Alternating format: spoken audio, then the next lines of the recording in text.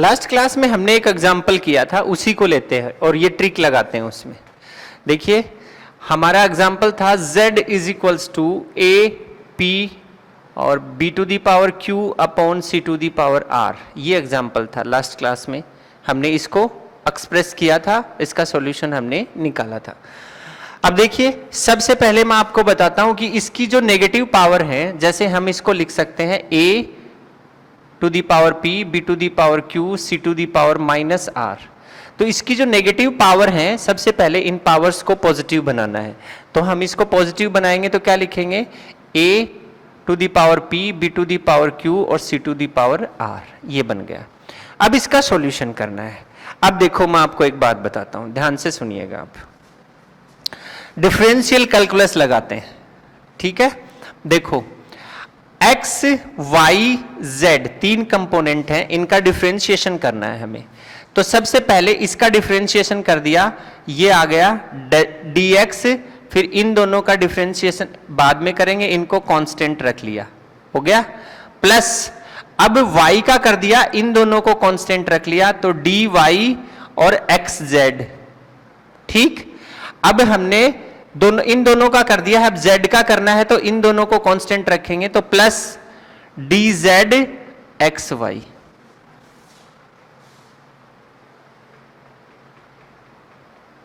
ठीक है।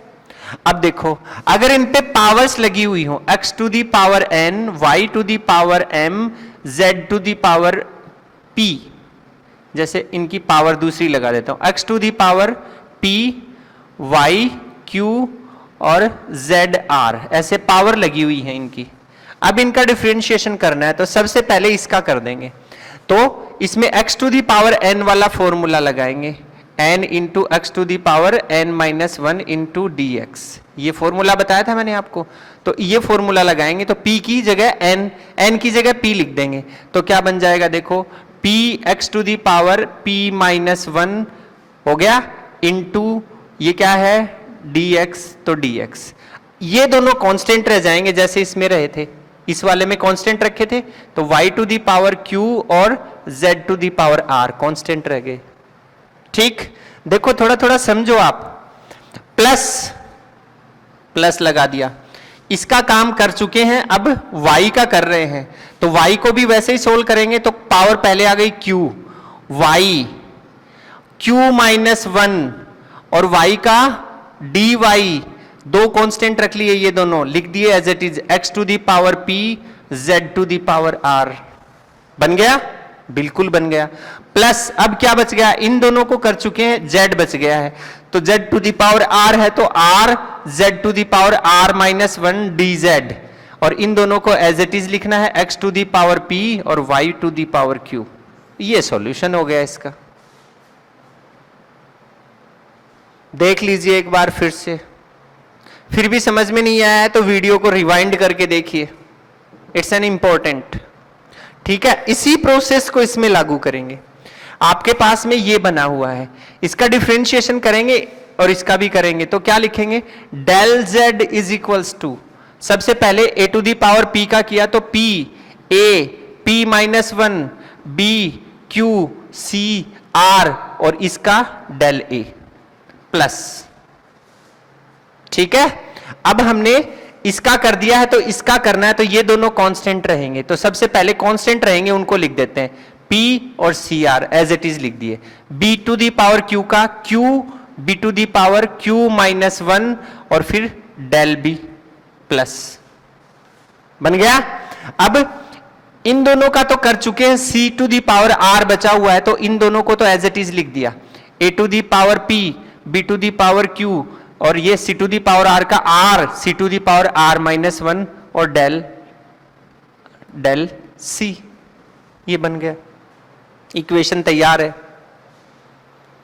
इक्वेशन बिल्कुल रेडी है। अब देखिए ये जो साइड है राइट हैंड साइड, इसके हर कंपोनेंट में, ये a के लिए था, a के लिए कंपोनेंट था, ये b के लिए कंपोनेंट था, ये c के लिए कंपोनेंट था। इसमें a का डिफरेंशिएशन हुआ, इसमें b का हुआ, इसमें c का हुआ, तो a वाले में a बाई a से मल्टीप्लाई कर देंगे, b वाले में b बाई b से मल्टीप्लाई कर देंगे, c वाले में c बाई c से मल्टीप्लाई कर देंगे। देखो del Z is equals to P A to the power P minus one, B to the power Q, C to the power R, del A और into A by ए। कुछ फर्क पड़ा क्या? Into A by ए कुछ फर्क पड़ा? कुछ फर्क नहीं पड़ा।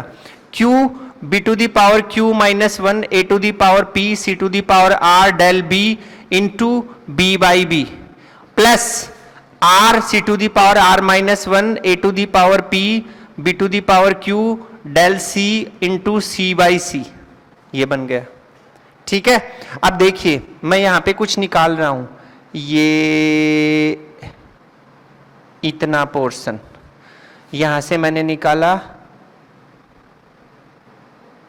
ये इतना पोर्शन यहां से मैंने निकाला, ये इतना पोर्शन। इसको सोल्व करता हूं मैं। ये देखिए A to the power p minus one है और A to the power one भी है, दोनों का बेस सेम है, तो इसकी पावर इसमें ऐड हो जाएगी, तो क्या बचेगा? देखिए हमने इसको लिखा del z is equals to, ध्यान से देखिएगा, a to the power p minus one into A, इसकी पावर वन है, तो दोनों का बेस सेम है, तो क्या लिख देंगे आप? a p minus one plus one, दोनों की पावर ऐड हो गई तो ये कैंसिल हो गया, तो a to the power p बच गया। इन दोनों के सॉल्यूशन से a to the power p बच गया है, तो आप क्या लिख देंगे यहाँ पे p, और अंदर यहाँ पे इस गोले में क्या लिखेंगे? a to the power p, b to the power q, c to the power r, और फिर del a upon a, del a upon a, ये बच गया। सिमिलरली प्लस q, इसमें भी वही चीज है, देखो ध्यान से, सेम का सेम, इन दोनों की पावर्स ऐड हो जाएंगी, तो यहाँ पे b to the power q बचेगा, तो अंदर क्या बच जाएगा? देखो ध्यान से देखना आप लोग, a to the power p, b to the power q, c to the power r, और यहाँ से del b upon b, del b upon b, ये बच गया। प्लस इसमें भी सेम प्रोसेस रहेगा एज इट इज, ध्यान से देखिए, r, ये r तो एज इट इज, ठीक है, हाँ p q r, ठीक है। अब यहां से देखिए ये पावर इसमें ऐड हो जाएगी, तो इसकी पावर r बचेगी, बाकी ये एज इट इज रहेंगे, तो a to the power p, b to the power q, c to the power r, और यहां से del c upon c, del c upon c, ये बन गया। ठीक है, ये किसके इक्विवेलेंट है? ये तो z के इक्विवेलेंट है, ये भी z के, ये भी z के, तो हम लोग क्या लिख सकते हैं? ये del z is equals to p z del a upon a plus q z del b upon b plus r z del c upon c। ठीक है, ये बना दिया। सब में से z कॉमन ले लिया, del z is equals to z बाहर निकाल लिया, p del a upon a plus q del b upon b plus r del c upon c। ठीक है, इस z को यहां ले गए तो del z upon z is equals to, ये बन गया p, और डेल को रिप्रेजेंट कर दिया डेल्टा से, डेल को एक बार एक स्टेप बढ़ा के लिखते हैं, a plus q del b upon b plus r del c upon c, ये बन गया। अब डेल को डेल्टा से रिप्रेजेंट कर दें तो delta z upon z is equals to p delta a upon a plus q delta b upon b plus r delta c upon c। आप अपना कल वाला लेक्चर, जो पिछली क्लास का जो लेक्चर था जिसमें डिस्क्रिप्टिव पोर्शन पढ़ा था, उसमें देखिए क्या यही आंसर आ रहा था, उसका एग्जैक्टली यही आ रहा था। तो इस तरीके से भी हम इसको सोल्व कर सकते हैं। ठीक है, एक और एग्जांपल लेते हैं, एक और एग्जांपल पेंडुलम वाला ही लेते हैं, जो कल आपको करके बताया था, उसी को सोल्व करके बताता हूं मैं आपको। ठीक है, देखिए पेंडुलम के लिए हमने लास्ट जो इक्वेशन ली थी लास्ट लेक्चर में, उसमें जब पेंडुलम का टाइम पीरियड होता है t is equals to 2 pi root L by G, यहाँ से हमने g की वैल्यू निकालने के लिए दोनों साइड में स्क्वायर किया था, और स्क्वायर करने के बाद में आपके पास में फॉर्मूला बना था 4 pi square l upon T square, ये फॉर्मूला बना था। अब ये जो क्वांटिटी है ये तो डायमेंशन लेस, वैसे मतलब कांस्टेंट क्वांटिटी है यहाँ पे, इस कांस्टेंट क्वांटिटी को तो हम लोग एरर में यूज नहीं करेंगे। आपके पास में जो रियल में बचा वो है L T square, that means L T minus two, और इसकी पावर को माइनस में नहीं लिखते तो एल टी स्क्वायर आ गया ये आपके पास। ठीक है, अब हमने इसको डिफरेंशियल करेंगे इसका, तो इसको लिख दिया del ji is equals to, इसका किया तो इसका किया तो पहले तो हमने किया किसका, पहले हमने एल का किया, एल का किया तो टी स्क्वायर को कांस्टेंट रख लिया, तो टी स्क्वायर को तो पहले रख लिया, और एल का किया तो क्या आया डेल एल प्लस, अब एल का कर चुके हैं, अब टी स्क्वायर का करेंगे तो टी स्क्वायर का क्या हो जाएगा, टी स्क्वायर का हो जाएगा पावर 2 इंटू टी 2 माइनस 1 और टी का डेल टी, ये हो जाएगा जो फॉर्मूला अब अभी यूज ले रहे हैं। तो यहां पे हम लिख देंगे टी स्क्वायर का, और साथ में कांस्टेंट क्या रखना है एल, तो हमने लिखा इसका 2 t square 2 minus 1 del t और इंटू एल, ये हो गया। अब del ji is equals to T square del L plus, यहां से हमने लिखा इसको 2 टी डेल टी और इंटू एल, या फिर डेल जी, ये जी है इसको जी ऐसे लिख देता हूं मैं, G del ji is equals to T square del L plus L को अंदर मल्टीप्लाई किया 2 टी एल डेल टी, ये बन गई आपकी इक्वेशन। इस इक्वेशन को दोनों साइड से जी से डिवाइड कर दिया, तो आप लिख देंगे del G upon ji is equals to, यहां से भी किया T square del L upon G plus 2 T L del T upon G. ठीक है, अब जी से जी की वैल्यू क्या है, जी की वैल्यू है एल टी स्क्वायर, वो यहां पे पुट कर दी, तो आपके पास में इक्वेशन बन जाएगी del G upon ji is equals to T square del L upon L T square, ये जी की वैल्यू डाल दी, प्लस में 2 T L del T upon L T square. अब देखिए टी स्क्वायर से टी स्क्वायर कैंसिल, एल से L cancel, इस T से ये स्क्वायर कैंसिल। अब जहां हमने डेल लिख रखा है उस जगह डेल्टा से रिप्रेजेंट कर देंगे, तो delta g upon ji is equals to delta l upon l plus 2 into delta t upon t. देखिए जरा, यही आया था क्या, बिल्कुल एग्जैक्टली। ये वाला जो फॉर्मेट है ये बहुत ही इजी है लास्ट वाले से, उसमें कैलकुलेशन के अंदर कहीं भी मिस्टेक होने के चांसेस रहते हैं, इसमें सिर्फ आपको डिफरेंशिएशन करना आना चाहिए। अगर डिफरेंशिएशन आपको करना आता है तो आप इजीली इस मेथड को यूज में ले सकते हैं और आपको बड़ा ही इंटरेस्टिंग मेथड लगेगा ये। तो डिफरेंशिएशन भी आप सीख सकते हैं, आपके कोर्स में है, और ये अभी अगर आपको समझ में नहीं आया है तो जब आप डिफरेंशियल कैलकुलस जब आप पढ़ेंगे तब इस वाले मेथड को एक बार दोबारा से यूज करके देखना, आपको सेकंडों में, मतलब मिनटों का काम जो है वो सेकंडों में आप सोल्व कर पाएंगे, ये मेरी गारंटी है। और आप किसी भी क्वेश्चन के, किसी भी एरर वाले क्वेश्चन को इस तरीके से आप सोल्व कर सकते हैं। आज के लिए इतना ही, नेक्स्ट क्लास में हम एक नए टॉपिक के साथ सिग्निफिकेंट फिगर वगैरह या फिर जो भी हमारा राउंडिंग ऑफ वाला जो टॉपिक है उनके साथ में आपसे फिर मिलेंगे। तब तक के लिए धन्यवाद, have a nice day, thank you, thanks a lot everybody. Hello everyone,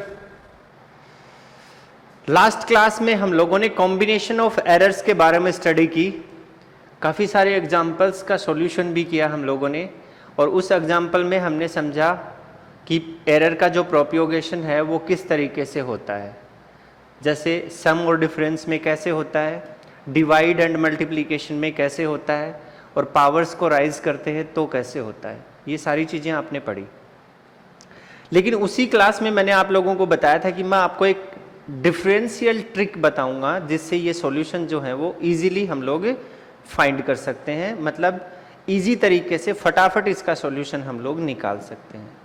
उसी डिफरेंशियल ट्रिक को मैं आज आप लोगों को यहाँ पे बता रहा हूँ, कैसे किस तरीके से हमें इनको करना है। इसके लिए डिफरेंशियल कैलकुलस का हमें नॉलेज होना चाहिए।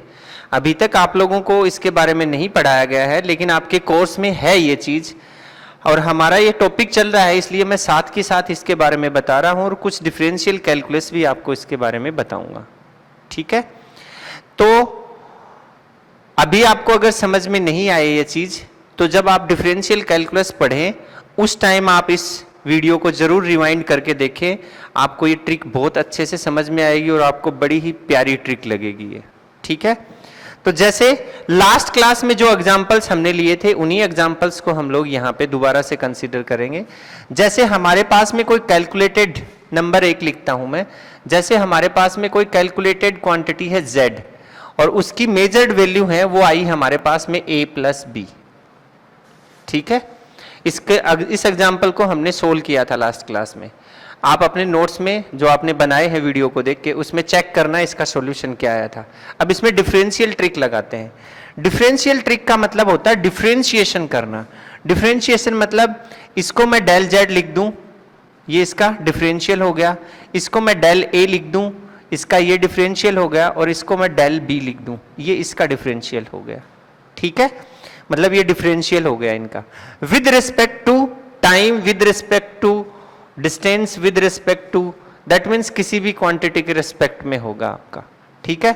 अगर ये टाइम के रिस्पेक्ट में लेना है तो टाइम के रिस्पेक्ट में ले सकते हैं, या अदर किसी क्वांटिटी के रिस्पेक्ट में लेना है तो उसके क्वांटिटी के रिस्पेक्ट में आप ले सकते हैं। जैसे इसके एग्जांपल के लिए मैं बताता हूं, जैसे x is equals to y plus z का डिफरेंशियल करना है आपको, तो आप लिखेंगे dx is equals to dy plus dz।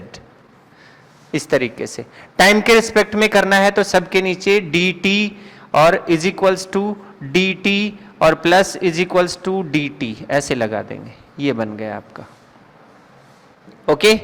अब यहां से dt कॉमन ले लिया, सब कट गए dt, तो ये बच गया। ये एक फॉर्मूला होता है, ठीक है। इसको हम सोल्व कर रहे हैं। फिर मैंने यहां पे लिखा है in this trick del z not equal to delta z upon z but del z is equals to delta z, ठीक है। इसको भी ध्यान में रखना है। मतलब जहां हमने डेल डेल लिखा है उस जगह हम डेल्टा को रिप्लेस कर सकते हैं। Delta del replace to delta, that means ये क्या बन जाएगा, delta z is equals to delta a plus delta b, और डेल्टा z आपका यही आया था उस केस में। मैक्सिमम वैल्यू के लिए निकाला था, मिनिमम के लिए निकालेंगे तो ये माइनस हो जाएगा यहाँ पे, याद कीजिएगा थोड़ा, उसमें रिवाइंड करके अगर आप देखेंगे तो आपको पता लग जाएगा। सेकंड केस अगर हम बात करें, जैसे आपके पास में कोई कैलकुलेटेड क्वांटिटी है z is equals to a b, उसकी मेजर्ड क्वांटिटी है। अब मल्टीप्लीकेशन का हम एग्जांपल ले रहे हैं, तो इसको समझने के लिए आपको एक डिफरेंशियल इक्वेशन समझनी पड़ेगी। अगर मैं लिखूं x is equals to y z, ऐसे लिख दिया, तो इसका डिफरेंशिएशन करना है आपको, तो आप लिखेंगे dx ओवर dt, टाइम के रिस्पेक्ट में करना है तो यहां से y को एक बार एज इट इज रख लिया और इसका डिफरेंशिएशन कर लिया dz अपॉन dt, फिर प्लस लगा दिया, फिर जिसका डिफरेंशिएशन किया था उसको रख लिया और फिर y का कर दिया dy बाई dt। कुछ समझ में आया? ये फॉर्मूला बन गया है। दैट मीन्स ये क्या है, ये एक वेरिएबल है और ये इसके इक्विवेलेंट वेरिएबल है, इन दोनों का मल्टीप्लीकेशन इसके बराबर होता है। हमें इसका डिफरेंशिएशन कर रहे हैं और टाइम के रिस्पेक्ट में, then dx by dt is equals to y as it is, इसका डिफरेंशिएशन कर दिया, फिर z एज इट इज और फिर y का डिफरेंशिएशन कर दिया। ये फॉर्मूला है। अब उसी फॉर्मूले से इसको लिखते हैं, देखो जरा, इसको क्या लिखेंगे, del z is equals to a as it is del b और plus b as it is del a। बना कि नहीं बना? देखिए वैसा का वैसा बन गया है, ठीक है। अब बोथ साइड में, अब दोनों साइड में हम z से इसको डिवाइड कर देंगे, तो मैंने लिखा यहां पे del z upon z is equals to a del b upon a del b upon z plus b del a upon z। अब आपको पता है since z is equals to तो ए बी होता है, ये रहा z इज इक्वल्स टू क्या है, ए बी, तो ए बी की वैल्यू पुट कर दी, del z upon z is equals to a और del b upon A B और plus b del a upon A B. हो गया। अब देखो यहां पे आगे का सॉल्यूशन करते हैं, देखो कितना सिंपल है। अब जहां जहां डेल लिखा हुआ है उस डेल को रिप्लेस कर देंगे डेल्टा से, तो इसमें डेल्टा से रिप्लेस किया, delta z upon z is equals to a delta B upon A b plus b delta A upon A b. ठीक है, ए से ए कैंसिल हो गया और बी से बी कैंसिल हो गया, और delta Z upon Z is equals to delta B upon B plus delta A upon A. देखिए जरा, यही सॉल्यूशन आया था क्या लास्ट वाले लेक्चर में? जो नोट्स बनाए हैं उसको देखना, आप चेक करके देखना, यही आया था क्या सॉल्यूशन? एग्जैक्टली यही सॉल्यूशन आया था, आप देखेंगे तो आपको पता चल जाएगा। अब अगर हम इसी क्वांटिटी को अगर हम ऐसे लिख दें, नंबर थर्ड एग्जांपल, ये देखिए, ठीक है, इसको हम सोल्व कर रहे हैं और इसको हमने लिखा अब की बार calculated quantity z is equals to a over b, division में ले लिया। तो हम इसको कैसे लिख सकते हैं? a b माइनस वन, ऊपर ले गए पावर माइनस वन हो गई। अब इस केस में देखिए आप ध्यान से, पावर माइनस वन है तो एरर कैलकुलेशन में पावर को कभी भी माइनस नहीं लेना है। एरर कैलकुलेशन में पावर को कभी भी माइनस नहीं लेना है, पॉजिटिव ही रखना है। तो हमने क्या लिखा है यहाँ पे? ए बी, माइनस वन को प्लस वन बना दिया तो ए बी बन गया है। तो z इज इक्वल्स टू क्या बन गया? A B. और ये कैलकुलेशन तो आप ऑलरेडी कर चुके हैं, ये देखिए यहाँ पे, ये भी सोल्व हो गया। इसके आगे की कैलकुलेशन सेम आ जाएगी। बताइए जरा, है ना मजेदार? बिल्कुल है। बस आपको कुछ डिफरेंशियल जो कैलकुलस है उसकी थोड़ी नॉलेज होनी चाहिए। अब हम एक एग्जांपल सोल्व करेंगे इसी को लेकर। लास्ट क्लास में हमने कुछ रेजिस्टेंसेज के सीरीज और पैरेलल कॉम्बिनेशन पढ़े थे। तो सीरीज कॉम्बिनेशन में तो कोई लफड़ा ही नहीं था, R1 प्लस R2 करना था, सम वाला ये वाला प्रोसेस लग जाएगा उसमें। लेकिन जो हमने पैरेलल कॉम्बिनेशन पढ़ा था उसमें हमारे पास एक अलग ही टाइप का फॉर्मूला निकल के आया था, और उस फॉर्मूले को मैंने यहाँ पे यूज में भी लिया था, लेकिन आपको उस टाइम बताया नहीं था मैंने कि वो फॉर्मूला है क्या चीज। तो उस फॉर्मूले को मैं आज अभी बता रहा हूँ वो कहाँ से निकल के आया है और वो कैसे हमें डिराइव करना है, अभी बताता हूँ मैं आपको। देखिए एक एग्जाम्पल लेते हैं हम पैरेलल कॉम्बिनेशन ऑफ रेजिस्टेंसेज का, और उसमें मैं आपको बताता हूँ कि किस तरीके से हमें उसको सोल्व करना था, कहाँ से हमने वो फॉर्मूला यूज में लिया था। ठीक है, जैसे फॉर एग्जाम्पल लिया हमने 1 upon r is equals to given है 1 upon R1 plus 1 upon R2, और इसको हमें सोल्व करना है। ठीक है, इसकी कुछ वैल्यूज गिवन होंगी, वो लास्ट में जब फॉर्मूला निकल के आएगा उसमें हम डाल देंगे, लेकिन पहले इसको एक्सप्रेस करते हैं। तो देखो मैं आपको कुछ डिफरेंशियल इक्वेशन बताता हूं।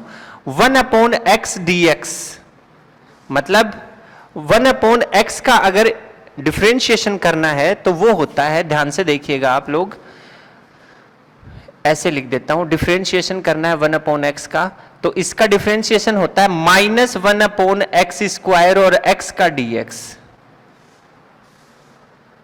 ठीक है, minus 1 upon x square into dx, ये फॉर्मूला है, ये फॉर्मूला है डिफरेंशिएशन करने का।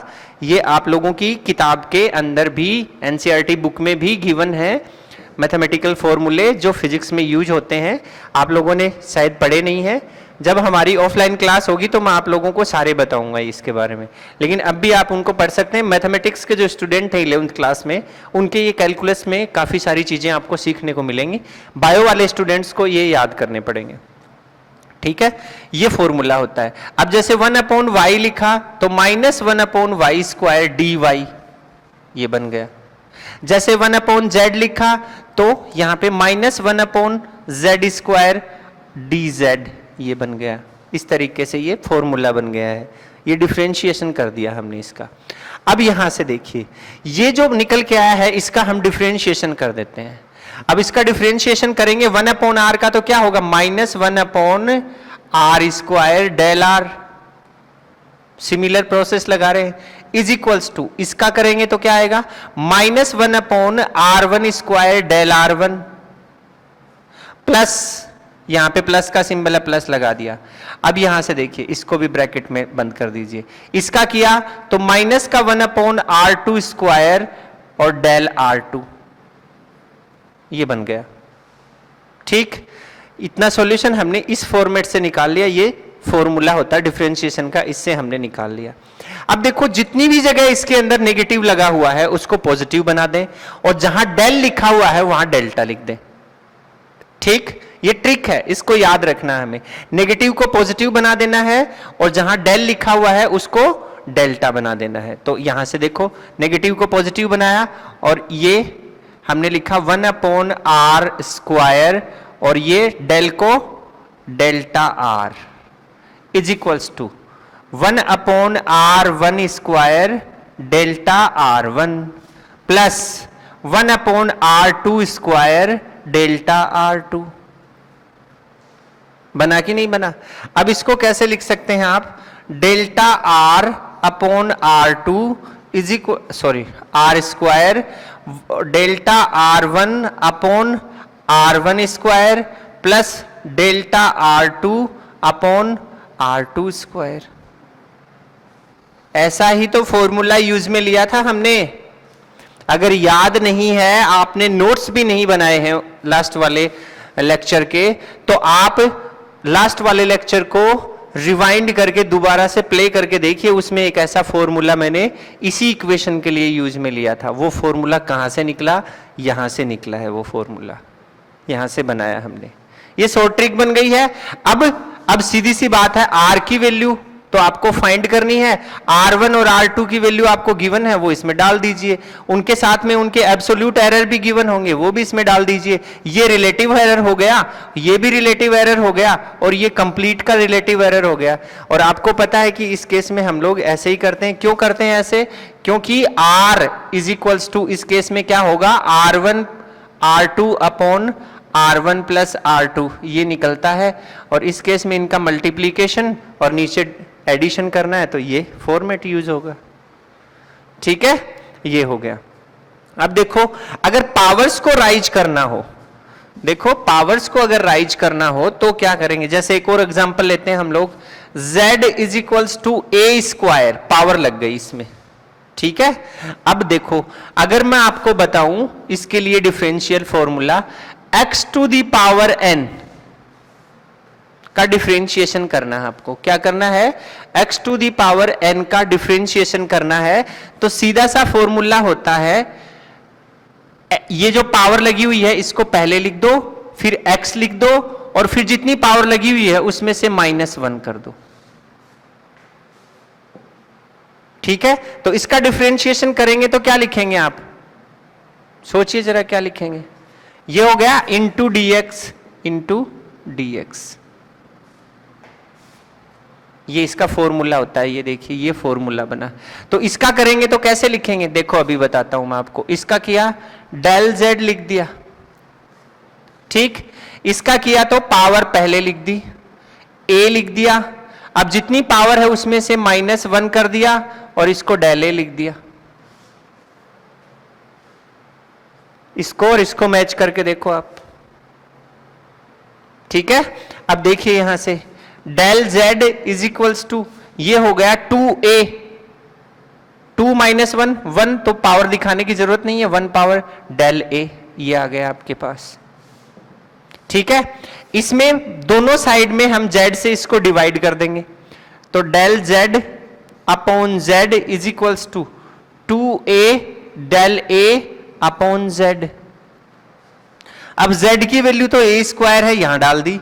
Del z/z is equals to 2a और डेल a/a², ये कैंसिल हो गया। ठीक है, अब जहां डेल लगा हुआ है वहां डेल्टा लिख दें, यहां डेल्टा लिख दें। तो delta z/z is equals to 2 delta a/a, ये बन गया। Is that clear? No problem. अब यहां पे कोई भी वैल्यू आपको गिवन होगी, जैसे यहां पे a की कोई भी वैल्यू गिवन है, उसके साथ में जैसे a is equals to given है 10 मीटर प्लस माइनस 0.1 मीटर, ऐसे दिया हुआ है। ठीक है, तो 10 मीटर क्या हो गया? a हो गया, और डेल्टा a क्या हो गया? 0.1 मीटर। डेल्टा a 0.1 मीटर, यहां वैल्यू पुट कर देंगे और उसकी वैल्यू निकाल लेंगे, आपके पास में आंसर आ जाएगा। डायरेक्ट वैल्यू डाल सकते हैं हम लोग, किसी के लिए भी निकाल सकते हैं। अब देखो एक और एग्जांपल मैं आपको सोल्व करके बताता हूं कैसे करना है, इसको इरेज करके फिर बताता हूं।